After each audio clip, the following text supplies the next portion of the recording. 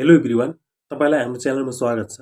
आज हामी यस भिडियोमा पछिल्लो 3 महिनामा धेरै कुन सेयरहरू धेरै कारोबार भइरहेका छन् र कुन सेयरहरू टप 10 ब्रोकरहरूले किनेर एकुमुलेसन गरेर राखिरहेका छन् भन्ने बारेमा कुरा गर्नेछौँ।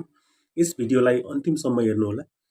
पछिल्लो 3 महिनाको डाटा हेर्दा सबैभन्दा धेरै कारोबार भएका सेयरहरू यस प्रकार छन्। एउटा शिवम सिमेन्ट, तपाईले हेर्नुभयो भने शिवम सिमेन्ट सबैभन्दा धेरै कारोबार भएको स्टक हो पछिल्लो 3 महिनामा शिवम सिमेन्ट। त्यसपछि हिमालयन डिस्टिलरी, यसको पनि धेरै कारोबार भइरहेको छ। सोल्टी होटेल, यसको फेस भ्यालु 10 रुपैयाँ हो, तर अहिले यो 500 को हाराहारीमा छ। यो पनि धेरै कारोबार भइरहेको छ सोल्टी होटेल।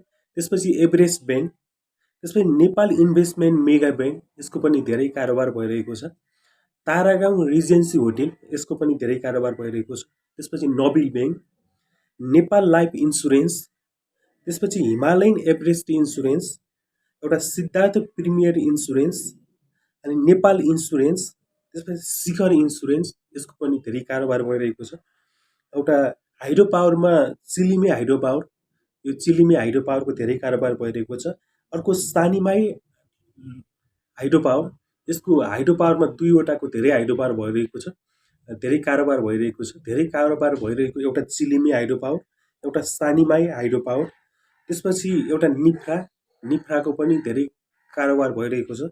निफ्रा एउटा सिटिजन इन्भेस्टमेन्ट ट्रस्ट, नागरिक लगानी कोष, त्यसपछि एउटा नेस्टो समृद्ध लघुवित्त, त्यसपछि एउटा स्वावलम्बन लघुवित्तमा 2 वटा लघुवित्तको धेरै कारोबार भइरहेको छ।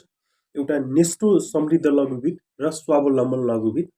र अब कुरा गरौँ टप 10 ब्रोकरहरूले कुन सेयरहरू किनेर राखिरहेका छन्, एकुमुलेसन गरेर राखिरहेका छन् भनेर डाटा हेर्दा एउटा शिवम सिमेन्ट टप 10 ब्रोकरहरूले शिवम सिमेन्ट धेरै किनेको देखिन्छ। एउटा शिवम सिमेन्ट, त्यसपछि एउटा हिमालयन डिस्टिलरी, यो पनि धेरै किनेको देखिन्छ, हिमालयन डिस्टिलरी।